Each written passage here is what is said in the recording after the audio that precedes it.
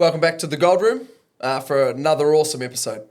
Today, obviously, we're welcoming back the great Jason Cable, and we have Clint, the Business Development Manager from Access Hire. Mate, thank you very much for coming in and spending the time with us. It's fantastic to be here. Thanks for the invite. Not a problem, mate. Look, Clint, as we do with everyone that comes on, give us the life and the times. The Life and the Times of Clint Moxham. Very interesting story, that one. Beautiful, mate. Yeah, where do I start? I reckon I'd start back when coming out of high school. What do you do with your life? I got offered a ticket to go to Kalgoorlie as the tour of mining.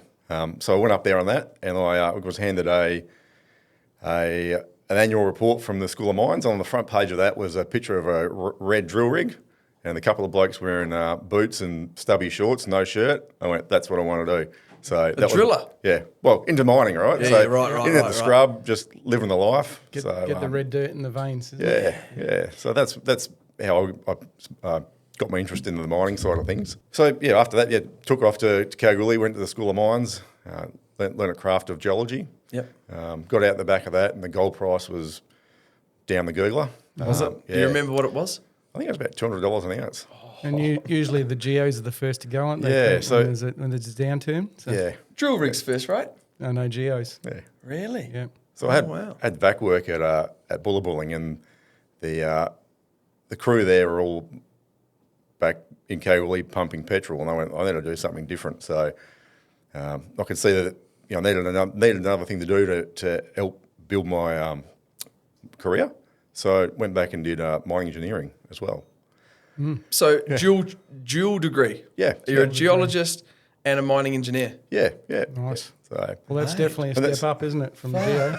I rection. Go from this to actually doing some work. depending on how you ask which lobotomy I got, but So then after that, I actually spent some time working on drill rigs around Kalgoorlie and drilling holes and living the life, which was a dream come true from that moment. And from there, sort of worked on. I've always worked as a mining engineer essentially, but I've always had an interest in geology and projects and turning dirt into something of value essentially. Awesome. So that's what gets me out of bed every morning. So I can jump between both streams in terms of where I want to be.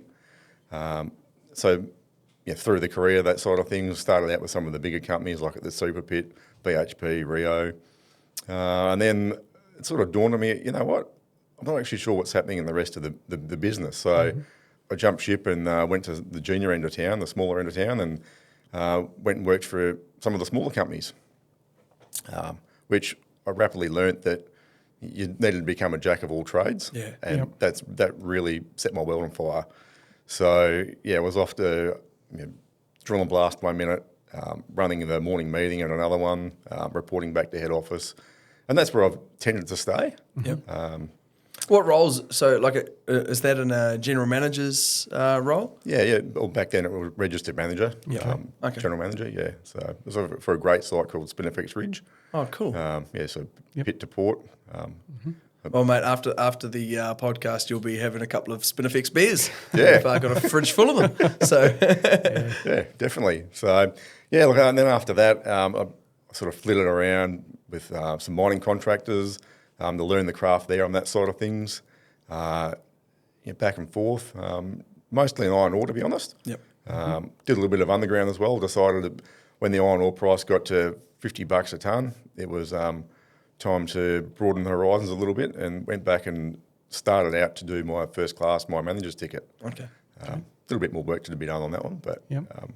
and then as I realised at that point in time, you didn't actually need to have the ticket necessarily anyway. You can still manage a mine without having your ticket, but it's a level of recognition. So that was why I went out and pursued that side of things.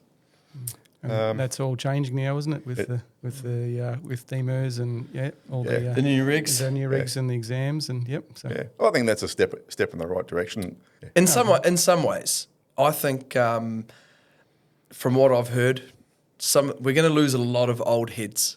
There's some guys that are, maybe the 55, 60, and they're like, I'm not going back to school. Not oh shit. What are you trying not to say old then, heads, Josh? maybe the 60, 65, the guys that are teetering on the edge of, apologies, fellas, listen, I look older than you with the bloody grey locks. That's the you know feedback what I mean? I get as well, is that there's some towards the end of their mining career, they're sort of saying, is it worth me doing all these Going back to exams and school. bits and pieces? So some of them are going down into lower roles, and some are making the choice to move. So it was hard enough when frontline management came out. People were of that sort of nature and opinion as well. So, tell me a little bit about Kalgoorlie in 1996, mate. What was it like? Were you there you're obviously there as a single man? You drove up there on your own. You meet your partner there? I did actually. Yeah.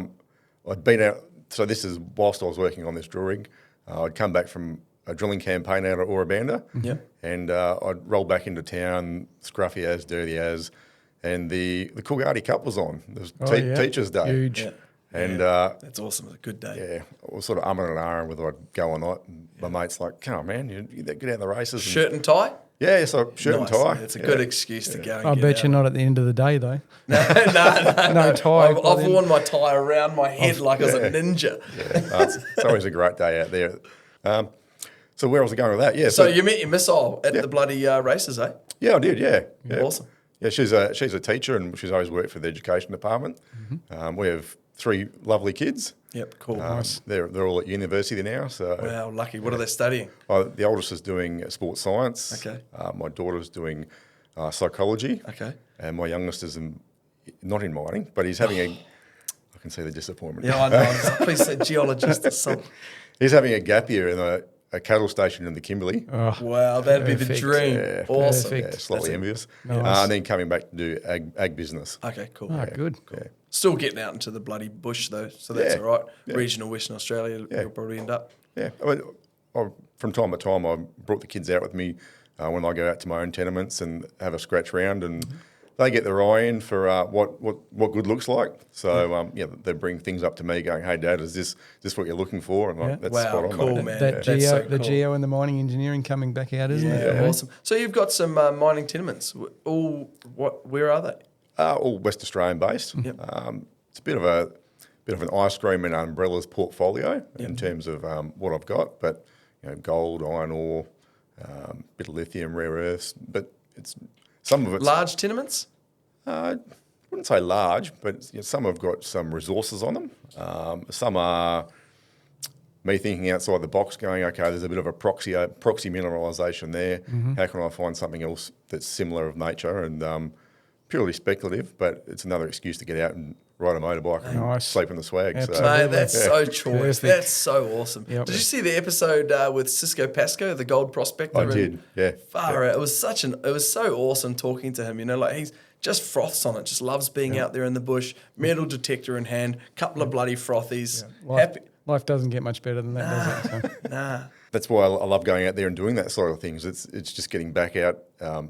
No one's going to pick up the phone and annoy you. You don't have to answer emails for a minute. And of course, until you come back out of the bush, and then your phone starts pinging, and you've got to catch up with the rest of the world. But you've got it over us. But in regards to like you're a geo, so you'll be looking at the ground all the time when you're saying, "What does this mean? What does that mean?" And then from a mining engineering, how do I get it out of there? And interesting. That's a big brain you've got there, mate. That's bloody massive, awesome, mate. massive. Oh, bloody just a sparky over here. I'm envious. Yeah, I like to think that I think a little bit differently to some people. I don't know if that's a good thing or a bad thing, but I do think a little bit differently in terms of just because there's a speck of gold there or a bit of mineralisation doesn't necessarily mean it's going to be a mine. So thinking in your head, going, okay, well, how can I turn that into a mine before you've even done too much work on the geology front? So that's what gets me out of bed every morning, is that frontier, the exploring, turning something that's in the ground into value.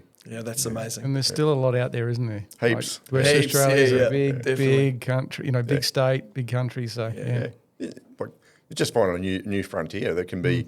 It can literally be undercover. It doesn't have to be another part of the world. It can be in your own backyard. It's just how you think about it. It's the same story I keep hearing. I really love it. I love Western Australia. Mate, so these mining tenements, have you found anything? And then have you been able to monetize it? Have you been able to sell any mining tenements? I think that would be awesome. The hobby, I call it a hobby, does pay. There's a few bits and pieces I've sold to listed companies. Wow. There's other companies, private ones, that are interested in putting some money into them and helping move them along. As far as discovering something, I suppose it depends on what you mean by discovering. What's the discovery hole, right? So have I put a discovery hole in? No, but I'm pretty close to some. Oh, cool. Good. Awesome. So you'll be back on a drill rig anytime soon. Well, funny enough, you'll be able to use Axis Hire to get some dozers in there and start moving some bloody ground. Far out. He knows where to hide the gear. Yeah, exactly. I'm pretty sure Mark would be supportive of that. So, I'm sure he would, mate. Very entrepreneurial. Yeah. But I out of China and built my own drill rig as well. So Nice. yeah, Awesome, mate. Yeah. Awesome. Runs all right, no issues. oh, sensational. Yeah. Oh, awesome. Far out. You guys get on really well, eh? You can bloody go and work and help Drill them out. rigs and Keep the show on the road. Yeah. Awesome. Yeah, so carry on, mate. Well, like, what was the driving force for you after getting these dual degrees, and then, what next? Yeah, look, what was the driving force?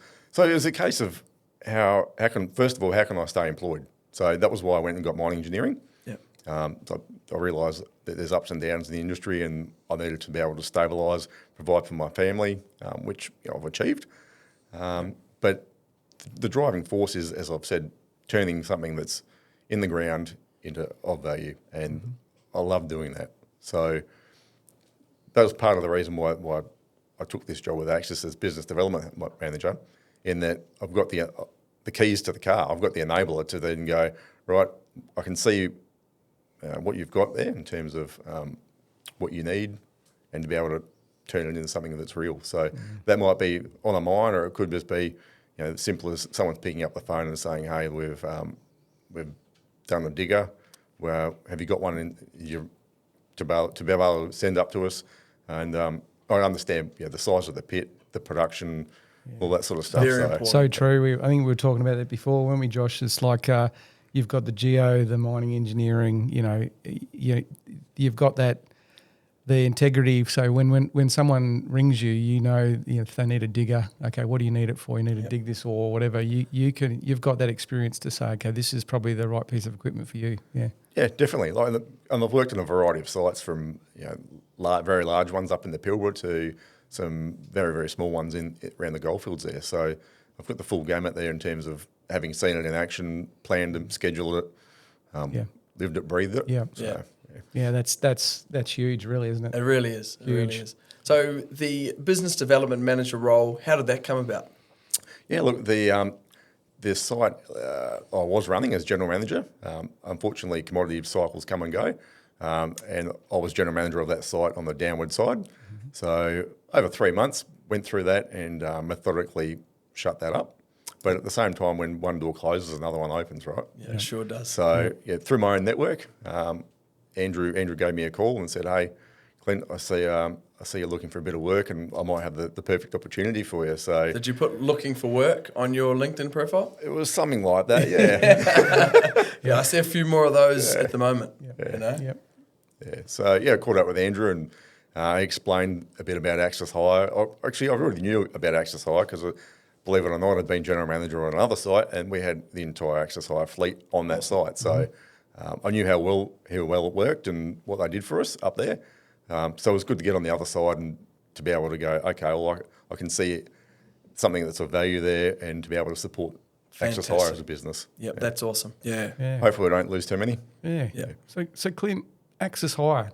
Yep. Okay. It's a fairly big name in the industry, but for those that are not familiar with it, just give us a bit of an overview and what the company does and what does it do for the mining sector. Sure.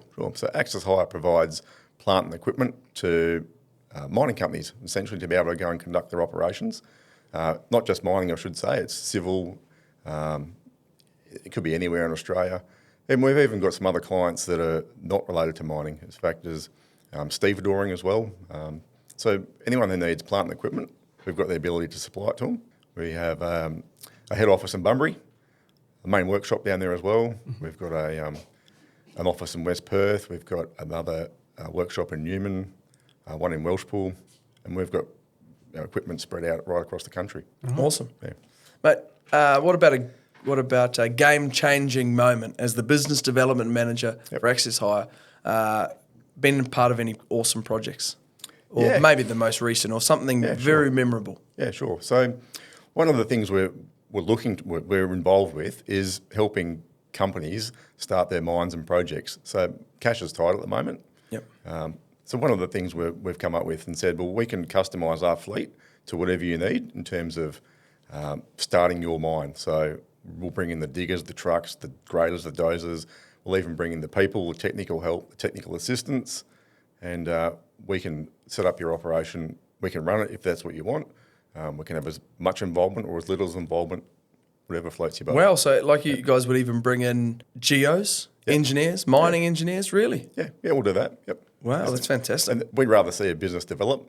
It works both ways in terms of we get put a lot of fleet into there, but it also means that project can get up and running. Yeah, that's awesome. Yeah. So do you think, Clint, that's like your secret sauce for the business? Do you think that's what keeps getting the clients coming back to you? What is that what really differentiates you between some of the other hire companies? Because hire games is a tough game. Yeah, look, it's part of it.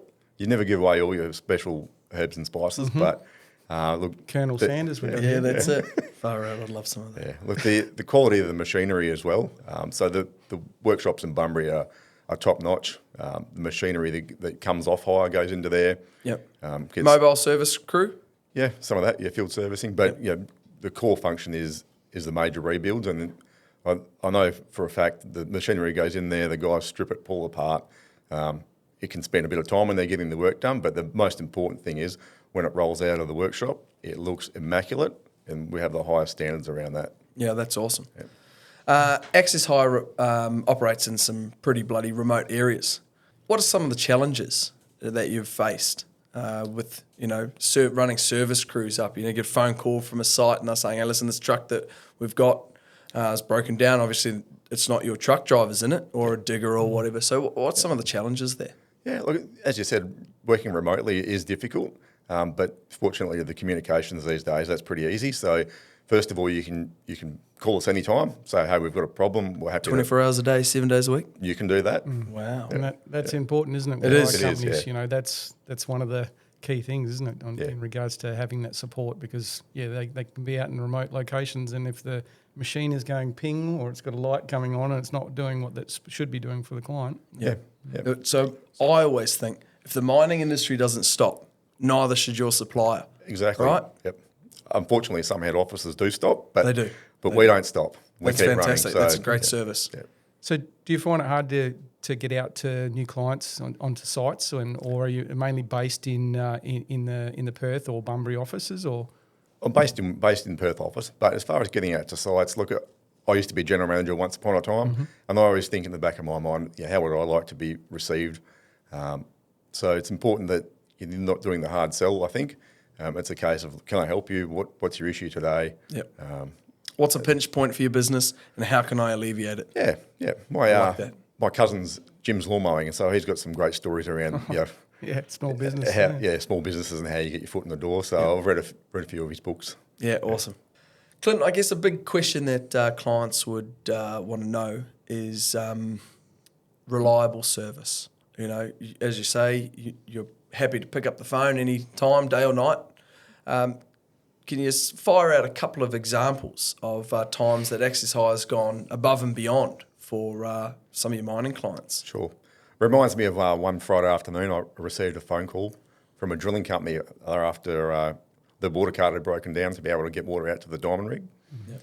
So on a Friday afternoon, it was a case of who's able to drive a water cart all the way out to Laverton.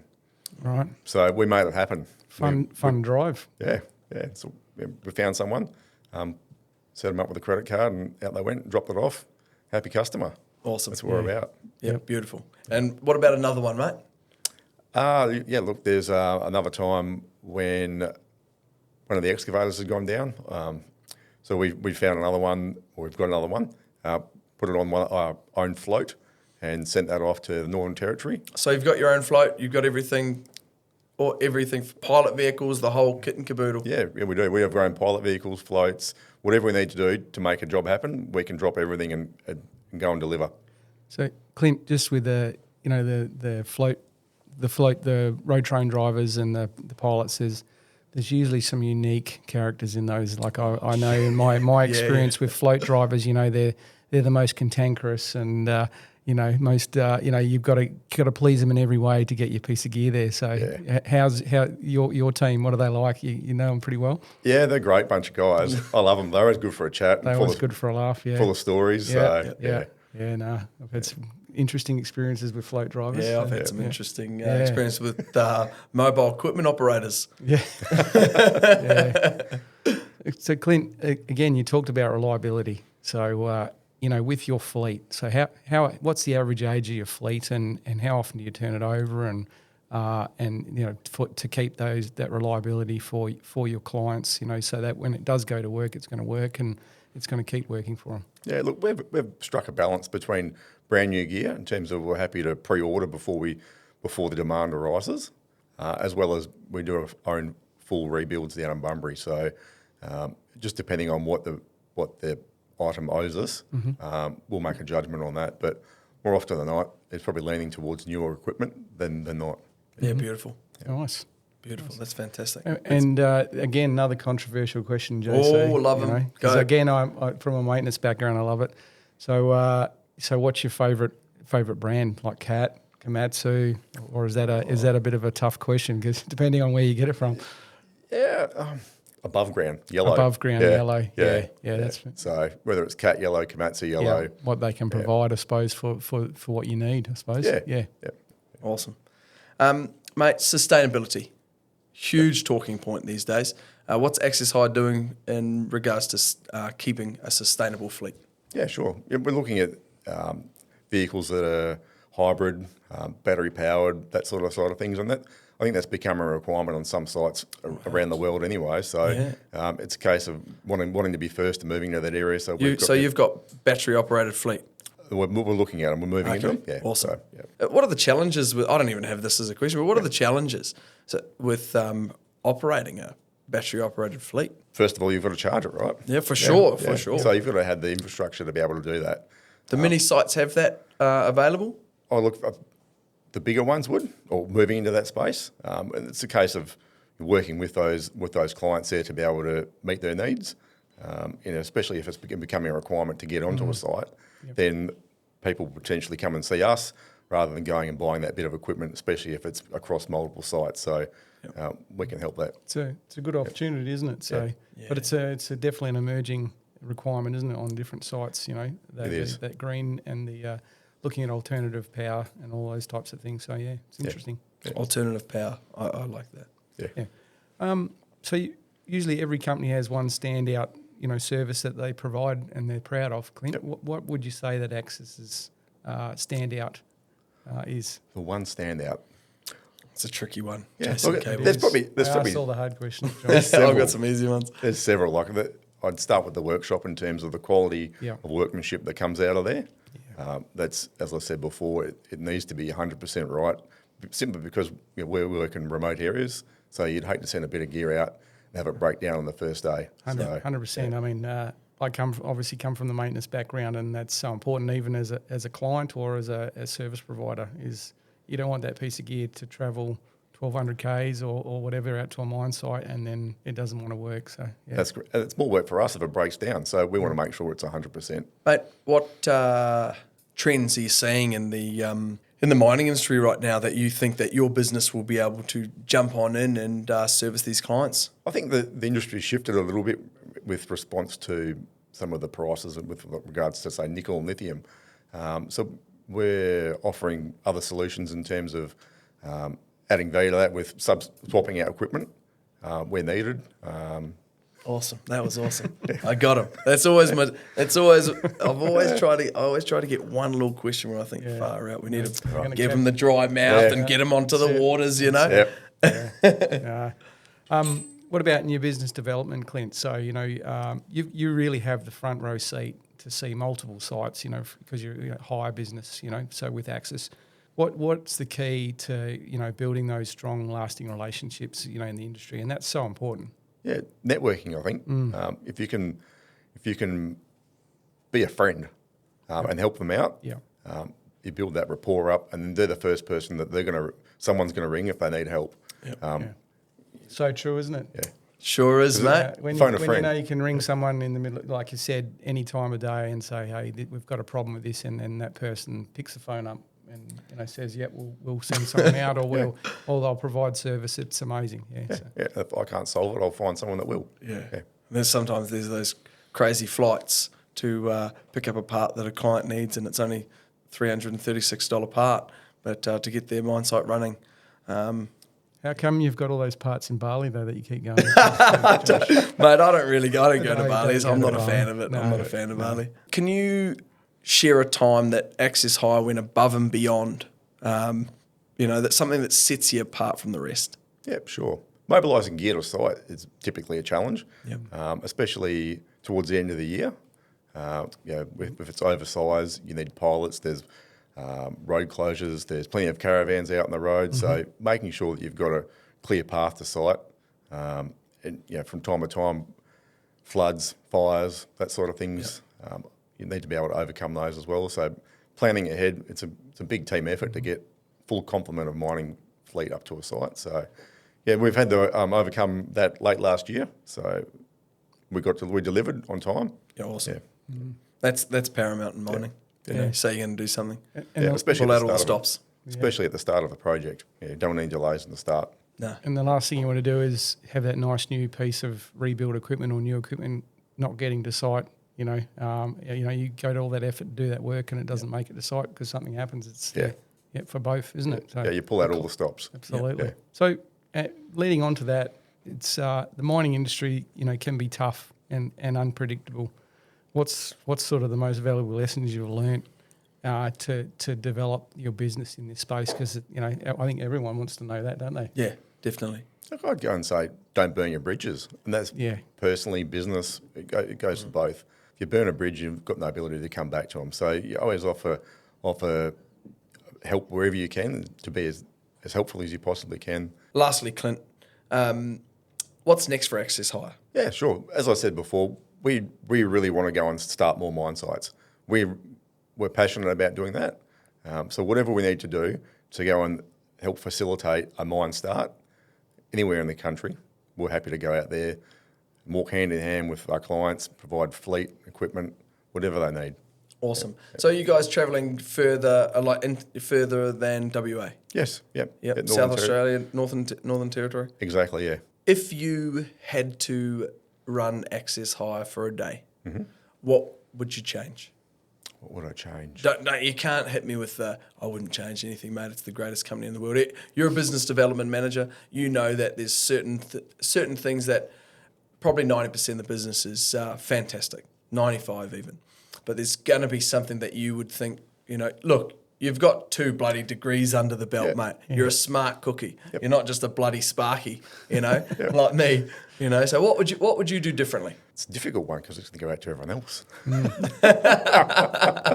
But look, there's bound to be something, mate. Yeah, look, I'm really happy with where things are going. We're entrepreneurial. Mark Cates, the fellow that owns the company, he's very entrepreneurial, and it's really struck a chord with myself. Awesome. So I wouldn't want to change it. I actually enjoy that aspect of the business, and that's why I'm here. Fantastic. Yep. Fantastic, You're mate. on that journey. Yeah, I like that. I like that answer. That's fantastic. Well, mate, look, thanks very much for coming in and spending the time with us today. Jason Cable, mate, you bloody impressed me to no end once again. Problems. Last but not least, is there anything that you'd like to say out there to look into the camera, mate, and say, come to Access Hire, we're going to support you.